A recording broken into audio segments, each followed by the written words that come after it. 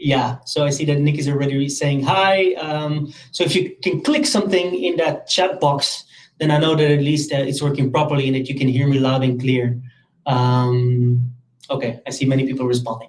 That's nice. So let me kick right off. My name is Bram van den Berg.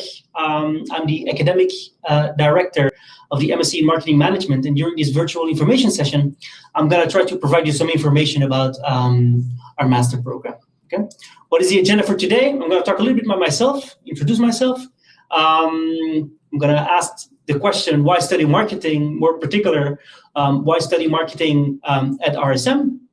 I talked to you briefly about our program, MSc Marketing Management, and then I also have some final slides on the application process. So basically, I know everything about the program. I know very little about the application process. That's basically a different department that takes care of that. I have some slides on this, but if you have questions about application, there's I'm really going to advertise this. There's a virtual information session on application in and of itself. So I strongly recommend attending those sessions as well. Okay. A bit about myself. So who am I? What am I doing here?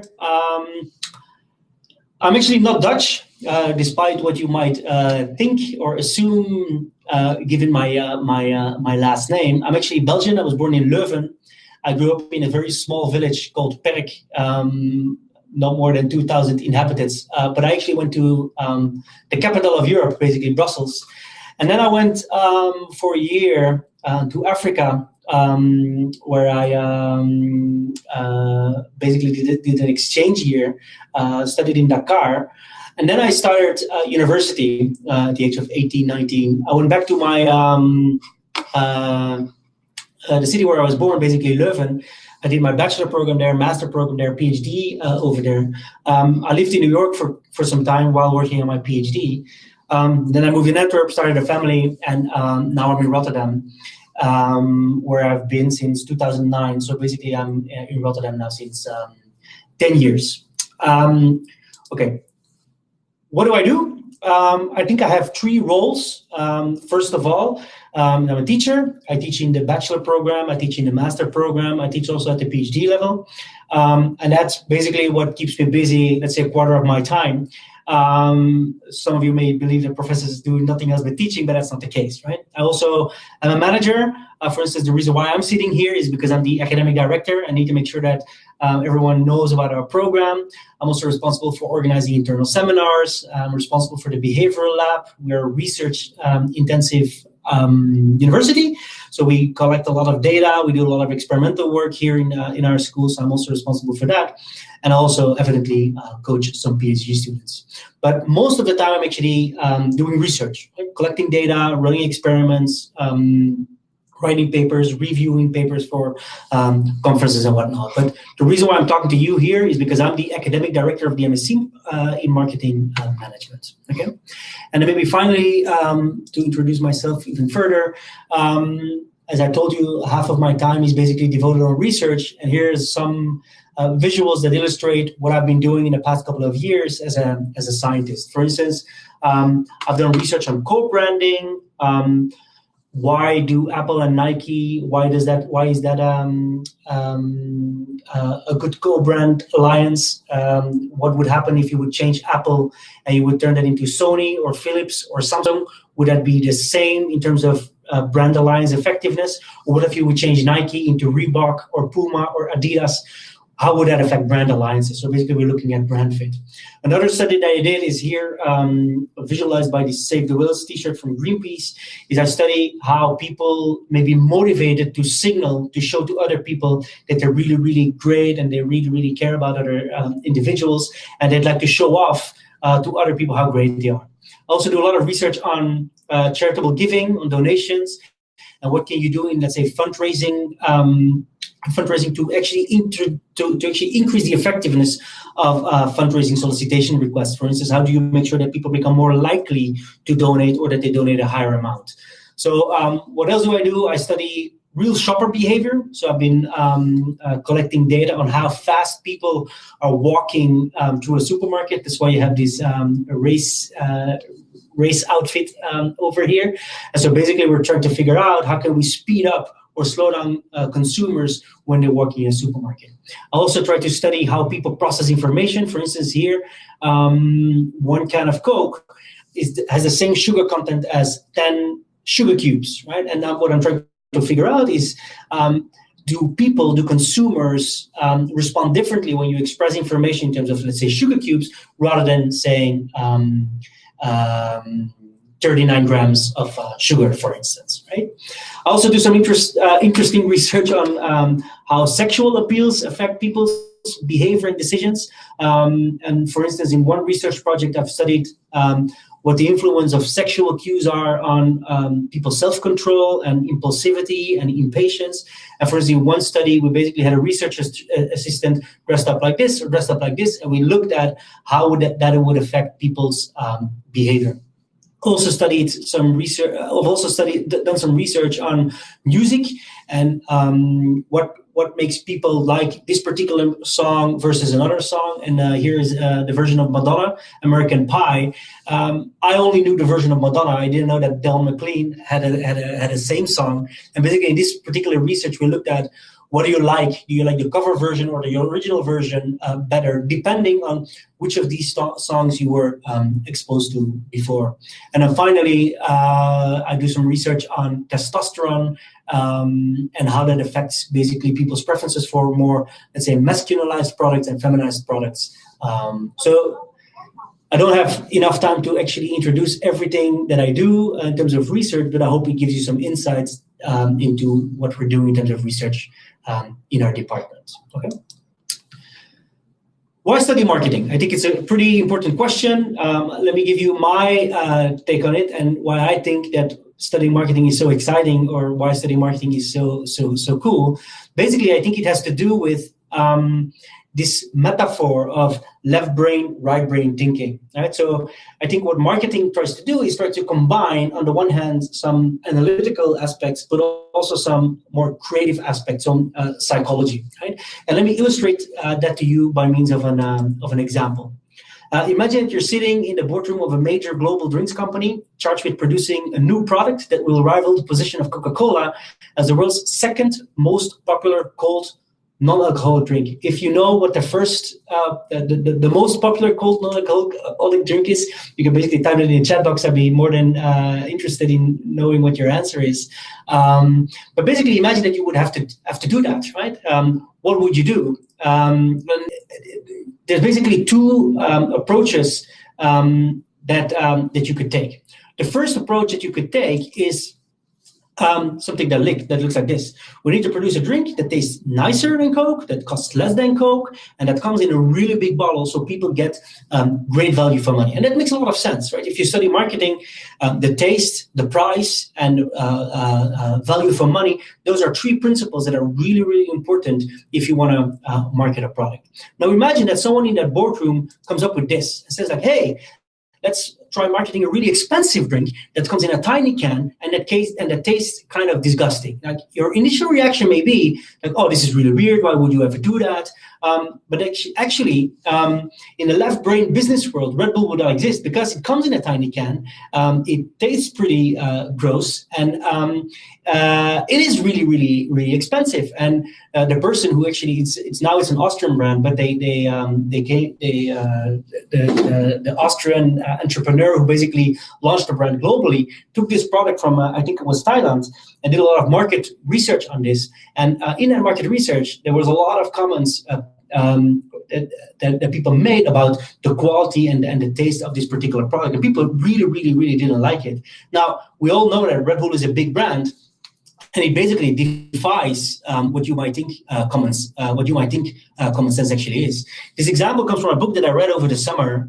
It's called Alchemy. It's written by Rory Sutherland. You find his name over here. He's the CEO of an advertising agency.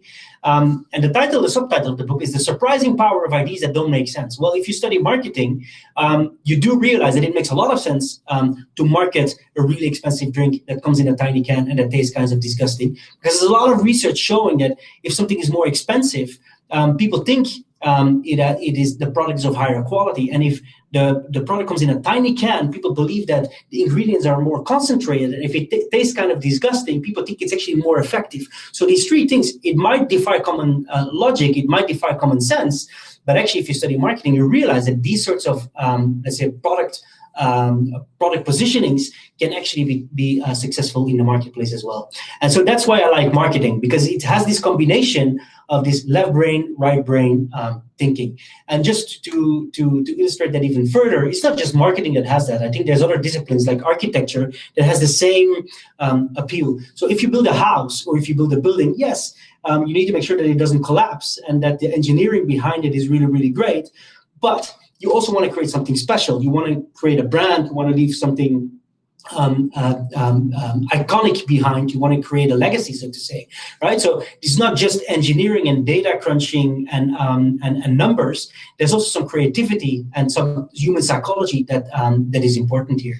And that's, for instance, the reason why Rotterdam is such a great city. So yes, you can build a skyscraper, but you can also build these sorts of skyscrapers, right? You can build a bridge, but you can also build the Erasmus Bridge, which is like a really, really iconic landmark in Rotterdam. You can build a railway station, but you can also build the railway station that we have in Rotterdam. You can build an apartment, but you can also have cube houses, or this particular building. This was built, I think, 5 or 6 years ago. This is the Markthal, which is a really, really iconic place now. And because of all these cool buildings, now people from all across the world come to visit Rotterdam. And architecture is also some sort of city marketing, right? I mean, if Rotterdam wouldn't be as cool, people wouldn't be writing about it. People wouldn't see the value of basically visiting Rotterdam. So let me read a few of the headlines. This is from CNN, 13 reasons why Rotterdam may be Europe's new capital of cool, or Vogue. Why Rotterdam is Europe's next capital of cool, or how Rotterdam became a center of architectural experimentation, crazy cube houses in the country's best cocktail bar, why Rotterdam beats Amsterdam, why Rotterdam is better than Amsterdam, and should be your next city break. So basically, because they have this left brain and right brain thinking, you actually can create something of value for basically visitors. And if you only operate in this particular world, your city would never ever be exciting. You also need to have creativity, and that's why I think marketing is such a cool topic to study. Okay, enough about marketing. Why should you come and study at the Rotterdam School of Management in Rotterdam? There's many reasons why I think it's a good idea to actually come to RSM. First of all, it's because we're Triple Crown accredited, right? So we're basically accredited by all the major accreditation organizations, AACSB, which is an organization from the US, AMBA, which is an organization from the UK, and Equus. Actually, a few weeks ago, we again got accredited by this accreditation organization. Basically, only 1% of the business schools worldwide has this triple accreditation. I think that in and of itself is already a major achievement. There's many other reasons, right? So I've already mentioned the fact that we're internationally accredited. I think what is also important to stress is that we have a complete portfolio, right? So we have bachelor programs, master programs, MBA programs, PhD programs, and also executive education. We're very, very well networked. We have among the best exchange partners worldwide. So we are part of the SEMS program. We have a very high return on investment, but I think actually this one is probably even more important. We have a great value for money. So there might be institutes or universities that are ranked higher than us, but you would typically have to pay 4 or 5 times as much to get comparable quality as the one that we offer here at RSM. We have a very strong business reputation. More than 400 companies recruit on our campus, and it's very much research-based, right? So the reason why I explained or why I introduced some of my research is that we're very, very research active. So basically, we're top of things, and we're up to date with all the current changes in the field of marketing. And we're also very well ranked, and let me explain that a little bit to you in the coming slides. I'm not sure about you, but most students, they use 4 rankings. They use the Times Higher Education World University Rankings, the QS World University Rankings, the Financial Times Masters Ranking, and the Shanghai Ranking, academic rankings of world universities. I think all of these rankings, they measure something differently. Some of these measure research, others measure more education. Some of these rankings measure the university as a whole. Others rank the school, or even others, they rank a specific master program. So you have to try to figure out what are all these rankings basically showing. But regardless of how you look at it, we're always doing very well, very well. So this is the Times Higher Education. For instance, what you see here is that we rank 32nd, whereas you see that the university in and of itself ranks 70. So basically the business school, right, the Rotterdam School of Management, ranks higher than Erasmus University in general. So we're ranking in the top 50 of the world, right? If you look at the QS World University rankings, here you see that our university, Erasmus University, ranks a little bit lower, but the business school in of itself, Rotterdam School of Management, ranks actually 21st, so even higher than what the Times Higher Education ranking suggests. If you look at our specific master program, we rank 19 out of almost 80. And again, here, I think all of the schools, without exception, that are ranked higher than us, you have to pay 4 or 5 times as much to get a better school, basically. So I think we offer really great value for money. If you look at the Financial Times ranking, again, this doesn't rank the MSc Marketing Management. It ranks the school in general. We take up the 9th position in Europe, and I think probably the most favorable ranking is the one from Shanghai, where we basically rank fourth in the world. So I think all in all, coming to Rotterdam School of Management is a really great school to study. So let me now introduce a little bit the program and what we try to do in the MSc in Marketing Management. Basically, what we try to do in our MSc program is we try to create T-shaped marketing professional. And T-shaped is explained here. So the top of that letter, we try to focus on breadth. The lower part is we try to focus on depth. And that's actually reflected also in the curriculum. So for instance, in the first semester, right? So you basically have core courses, and here we try to focus on breadth. We try to make sure that you get a very good foundation in terms of how marketing actually works. In the spring semester, then you basically get to choose an elective or a number of electives where you can go in depth, and you can basically try to create some sort of a professional profile for yourself. And so that basically means that all of our students, they have the same, let's say, foundation, the same breadth in terms of courses, but we allow for a lot of diversity, a lot of variety when it comes to choosing electives. So I'll zoom in a little bit on these core courses, and I'll zoom in a little bit on these electives as well. So if we zoom on the core courses, so this is basically the first semester. So it's basically the semester that runs from September to December. You're going to get 4 courses. One is consumer behavior. The other one is consumer marketing research. And here the spotlight will be on the consumer. And we have 2 courses. One of them is focused on creating value. This is more this creative aspect. For instance, focusing on psychology and how consumers actually behave, but also on exploring value, where you're going to learn about statistical tools to basically understand what drives consumers. Right? In the second block, we have a spotlight on the manager, where we talk about marketing strategy and marketing strategy research. And again, we'll have a course on creating value and one on exploring value. So these are the 4 main courses in the first semester. What I also like to emphasize is that we're a very, very international department. So for instance, we have courses taught by Dan Schley, who comes from the US, Alina Fericato, who comes from Romania, Stefano Puntoni comes from Italy, and marketing strategy research is actually taught by Ji Chen, who comes from China. Just to illustrate that we're a very international department. Later on, I'll talk a little bit about this thesis topic. So I'm not mentioning this particular course. And also what we try to do is our career services. They try to make sure that you're future-proofing your career, and you get also a course on how can you be successful on the job market. Okay. Let me then zoom a little bit on what happens in the second semester. So here we try to offer some depth, or allow you to create some depth. So in the second semester, which is basically the spring semester, there's 3 blocks. There's block 3, there's block 4, and there's block 5. And basically in every of these blocks, you choose one elective. In total, as you see over here, we have 15 electives, and you choose 3 out of these 15 electives. So you choose basically one elective per per block. To make your life a little bit easier, what we do here is we have 15 electives and we organize them in 3 tracks. And so basically, it's actually basically 2 tracks. We have one track which is focused on brand and product management. This is if you're more interested in, let's say, the psychology behind it, the branding behind it. And you'll see on the next slide some of the courses that belong to this track. But we also have a digital marketing and analytics track where the focus is much more on, let's say, statistics, analytics, on digital marketing and whatnot.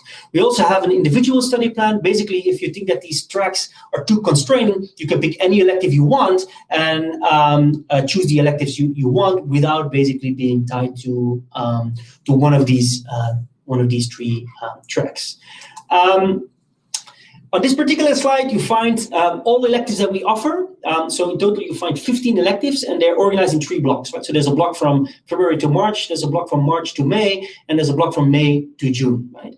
In yellow, you see highlighted for all of the courses to which specific track they belong. And so basically, within every block, you can choose one elective. Right? So for instance, I teach advertising, and that belongs to the brand and product management track.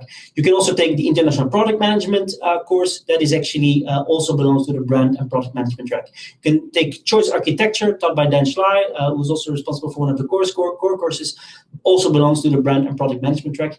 Marketing analytics taught by Jason Roos, also from the US and the UK. This belongs, for instance, to the digital marketing analytics track, evidently because this is marketing analytics, or digital marketing strategy taught by Chi Chen, also belongs to the digital marketing analytics track. Right? So within these 5 courses, you choose one, and that's going to be your first elective.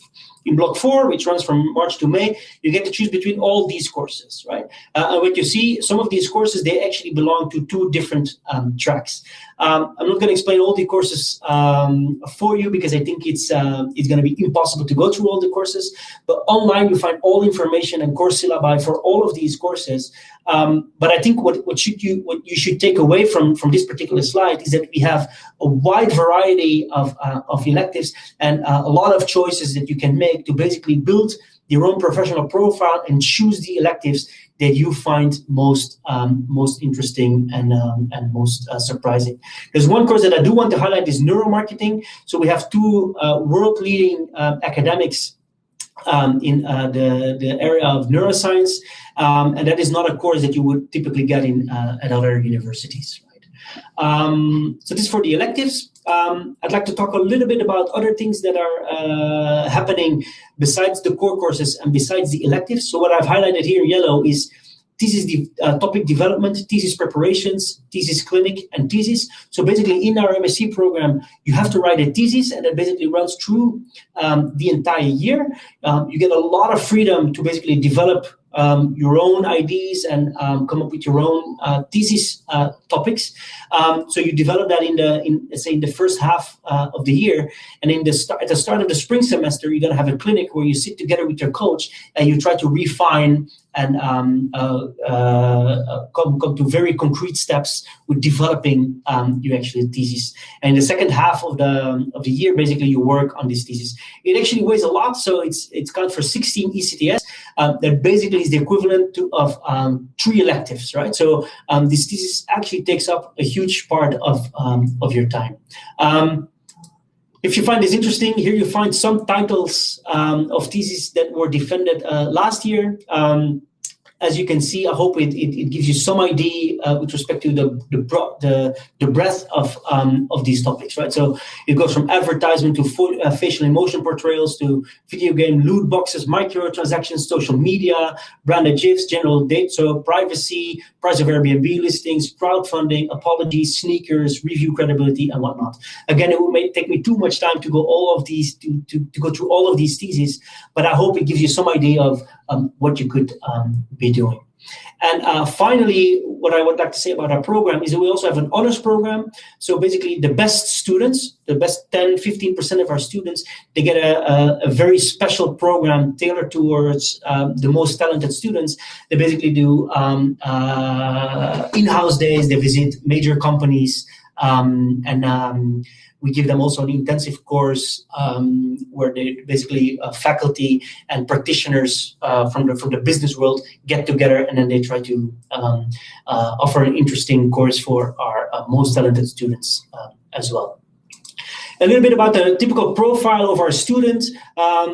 We're leaning very heavily towards women. Now, this is clearly an outlier. Typically, we're in the range of 55%. Last year, almost 70% of our students were women. As I told you before, we're very, very international. Again, this is also an outlier. Typically, it's more 50-50, where non-Dutch and Dutch are basically represented equally. If you look at the bachelor background, almost, let's say, a third of our students come from RSM itself, but the large majority of our new students in the MSc program, they come from different universities, right? So it basically, again, testifies of our strong reputation, people coming from other universities to study at RSM to do their master program, okay? Results from employment survey, basically, I don't want to talk too much about this because, as you can see, the sample size is pretty low. It's only 24% of the people who filled it out. But basically, the future looks pretty positive. So the large majority, almost 100%, is employed within 6 months. Average time that it takes to find a job takes 2 months, which is pretty decent. Okay. Then allow me to say a few things about application. Again, I think I would want to refer to two important websites. One is rsm.nl Master Admissions. If you want to read more or learn more about application requirements, this is the first thing that you should try to do. Secondly, you can also join a virtual information session, just like the one that you're attending right now. That's on November 7th. And you can register through this link. If you have any particular questions about admissions and visa and housing and all sorts of requirements, this is the place where you need to get in contact with these people. I'm the academic director. I don't get to control who gets access to our program and who doesn't. I hope that all of you will join, but I have no control whatsoever about this application process. Okay.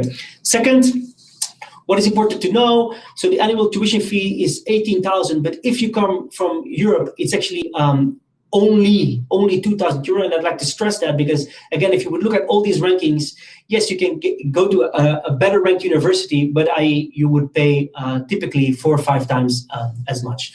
We have scholarships available. Do get into contact with the admissions office, and they can inform you about that. So people not from the European Union, they need to apply for a visa and a residence permit, but this will be arranged by the Rotterdam School of Management. Again, here's a website where you can find more information.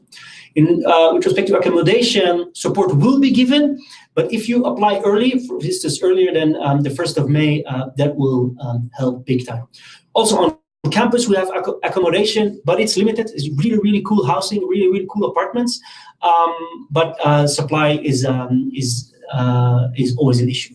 Not always an issue, but it is limited. So you need to be early. Okay. How does this typical application process actually goes? There's 4 steps. You go to rsm.nl/marketing management, you click on admission. Then you register for the program in StudyLink.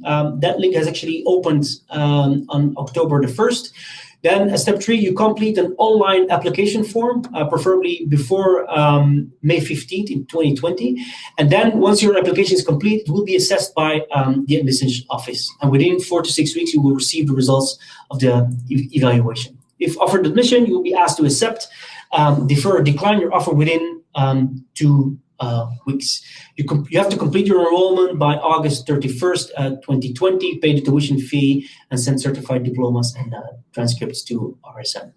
If that is not enough information, we also have a website, rsm.nl/talk to a current student, where basically you can talk to students that are currently enrolled in the marketing management program. So here is Sophie, for instance, who speaks English and German, who is actually from Washington, D.C. If you want to get in touch with her, go to this website, and she'll provide you with all information you may want. Almost done. Please contact us if you would have any questions that are not answered in this particular virtual information session. You can go to this website and you find information to all the questions you may have. For instance, I want to talk to a current student. I would like to visit the campus. I'm an applicant and whatnot. So go to this website. Or if you happen to be in the neighborhood, as I understand that some of you are living very, very far away and this is impossible. But if you would like to visit the campus in real life and try to get a feel for what we have to offer, you can come to our open day on November 30th. This is what I had to say. I really, really hope that you are interested, and I hope to see you in class next year. If you have any questions, feel free to type them into the chat. I'll go through these questions and I'll try to provide an answer to you. Okay. I see one here. What is the selection criteria for the honors program? Well, basically, it's based on the grades that you have in the core courses, right? So it's not, the bachelor is not taking into account only the grades that that you obtain for the courses that you take in the core courses. How manageable is it to do an internship? It is manageable. I've seen some people doing it. I wouldn't definitely encourage it. I wouldn't definitely advise it, but it is definitely possible. Basically, our program is a full-time program. We're actually expecting you to work full-time on this, but I've seen people working besides their education as well. Is it possible to select an elective from the fourth block and do it in a fifth block? No, that's not possible. So basically, you choose within one block, let's say block 3, you choose one elective. In block 4, you choose one elective, and there's no way of actually exchanging it. I see one question: is it possible to start in the spring semester? Yes, that is possible. I wouldn't necessarily recommend it or advise it, but it is possible. Every year there's a few students that do that. I think it is important to start, let's say, in September, so you have the core courses and then the electives can build on that. So yes, you can start in spring, but I wouldn't necessarily recommend it. What is the difference between the marketers marketing and marketing management? I'm sorry, Isaac. I don't really understand what you mean with this question. Masters marketing. What is the difference between the master? Yeah. So there is one. So basically, Erasmus University has a School of Economics and a business school, right? And yes, in the School of Economics, you can also do a marketing program. We are actually in the business school. I think a marketing program has a more natural home in the business school. Let's say in ESE, in the School of Economics, you will be much more focused on, let's say, pharmaceutical marketing, life sciences marketing.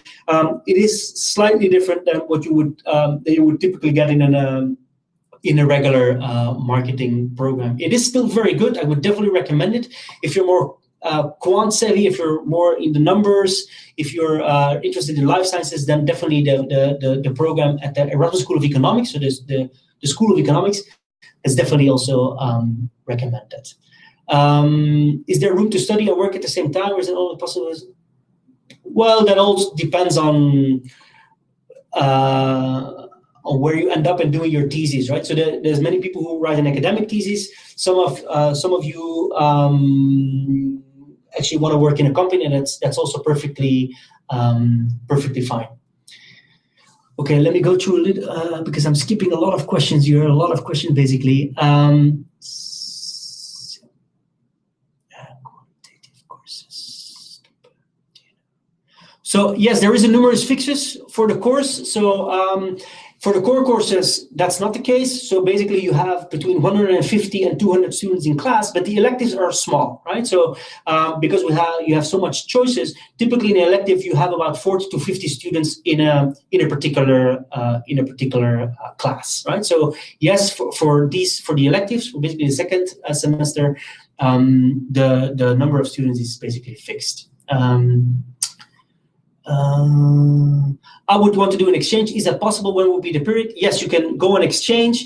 That's definitely possible. And you could basically go on exchange whenever you want to go on exchange. It typically depends on whether you really want to have your courses replaced with the courses you would actually have in Rotterdam, or whether you just want to go on exchange and do additional courses, right? Depending on what your preferences is, you can do it during the year, but also after. Actually, most of our students, they go on exchange, but they do it after they already fulfilled all the requirements, and they do this basically, this exchange as adding new courses, other additional courses to everything that they are formally required. So depending on what your preferences is, you can do it whenever you want to do it, right?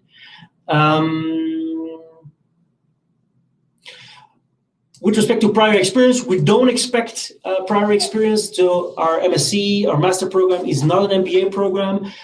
We do not at all accept or expect that you basically have some work experience. It's not necessary. It definitely comes in handy, but it's not a requirement.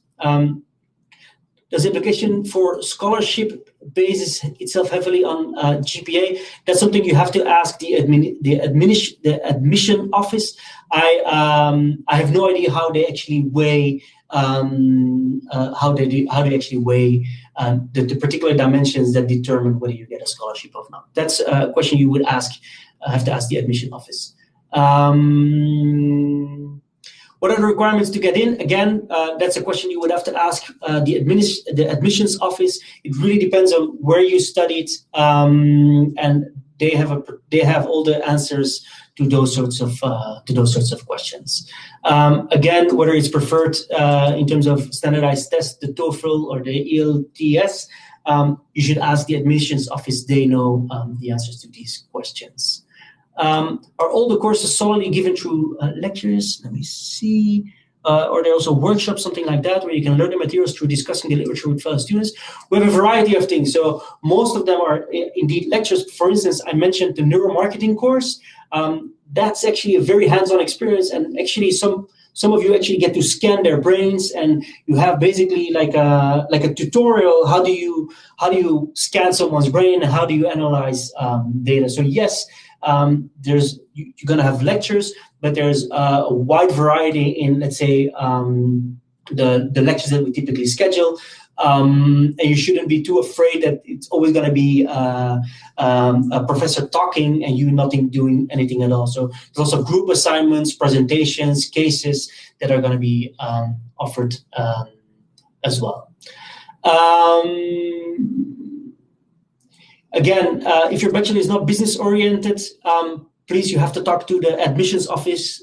They decide who gets in and who doesn't get in. I have very limited knowledge with respect to how they make these decisions. There's people who've studied, let's say, communication sciences and who are entering our program, and it's definitely possible, but I cannot guarantee you that. That's something you have to sort out with the admissions office. Someone asks, why do you think the average salary went down in the employment report? Is it small sample sizes? Is it more market related? It can be either of them or both, or even a completely different reason. It's a very small sample, right? I wouldn't go off that sample too much, in the sense that it really depends on where you're working, right? In the Netherlands, they have very different salaries compared to the US or to the UK. Depending on who fills out the survey, you might end up with very different responses. Do many people get a job or career after the master easily? Well, I think I've discussed that. I think 100% of the people who filled out the survey, or I think 97% of the people who filled out the survey, they found a job within 6 months. But most of our students, they find a job within 2 months. I think the Henninger has asked a very interesting question. Does the program teach you enough in quantitative skills and analytics to work as a marketing analyst? I think it's a very interesting question. Well, what we try to do, maybe you wouldn't have all the necessary requirements to be a marketing analyst, but I think you would be able to be that bridging person between the marketing analyst on the one hand and, let's say, the marketeers on the other hand, right? So what we try to make sure is that our students they know the statistics, they know how data analytics actually works, so they can talk to the real data crunching experts, right? So the business information people, and they would be able to communicate that to the marketing experts, right? So I think if you decide to pick that track, the digital marketing analytics track, I think you will be well equipped to be that bridging person between, let's say, the data analysts people and the marketing people. How experienced people this master after they get their certificate of University of Applied Sciences? That's a question that I don't really have an answer to, Patrick. But our students are very happy and very, very satisfied in general. I don't think there's any discrepancies, there's any differences between students based on their background. Most of our students, or the large majority, are very, very happy. And if you would ask people, would you recommend the MSc program to other people? There's very, very, very large unanimity with respect to yes, people would like to recommend it. And I don't think it matters what your background is. Could you please recommend some good books about marketing to gain more knowledge and be more prepared for the program? Basically, we don't ask any background knowledge, right? So you can just come to our MSc program without having to read anything. You should be just interested and intrinsically motivated and curious and ambitious, and that should be enough. It would take me too much time to recommend all the books that you could read, but the one that I mentioned in the first part of my presentation, written by Rory Sutherland, that's an excellent book if you're interested in advertising and consumer behavior in general. But if you want to get some more solid foundations into how people think, for instance, I think that the two books written by the Nobel laureates, Danny Kahneman and Dick Taylor, so one is Thinking Fast and Slow, the other one is Misbehaving or Nudge, those would be excellent books to basically start the program. Would a UK student be able, would you be able for Dutch student loan?